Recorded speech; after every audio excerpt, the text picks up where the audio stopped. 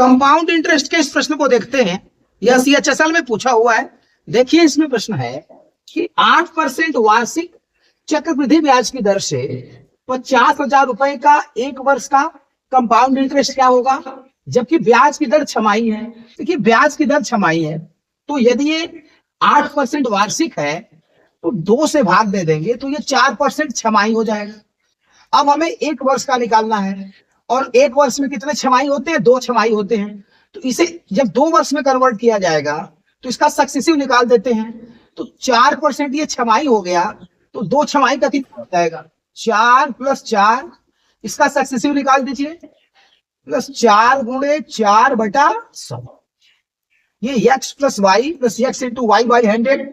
अब ये हो गया, देखिए 4 × 4 = 8 और 4 × 4 = 16 में 100 से भाग देंगे तो 0.16, यानी 8.16% हो गया। यानी ये जो हम लोग 4% ये छमाही था, तो 2 छमाही का एक वर्ष में कन्वर्ट किया गया है।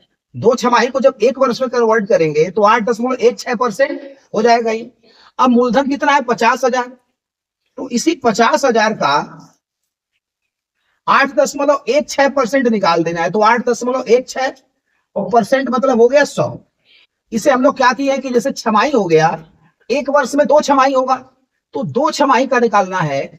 तो 2 छमाही को जब एक वर्ष में कन्वर्ट करेंगे तो इसका सक्सेसिव हो जाएगा x + y + x × y/100। तो 8.16% ये हो जाएगा 1 7। अब ये 50,000 का जब 8.16% निकालेंगे तो 50,000 × 8.16/100। अब 2 0 से 2 0 काट देंगे। अब ये 2 अंक पे दशमलव है, 2 0 खत्म। अब गुणा करेंगे तो 16 पंजे 80 और 8 पंजे 40। तो ये एक वर्ष का चक्रवृद्धि ब्याज 4,080 रुपया हो जाएगा। इसका दूसरा वाला ऑप्शन सही है।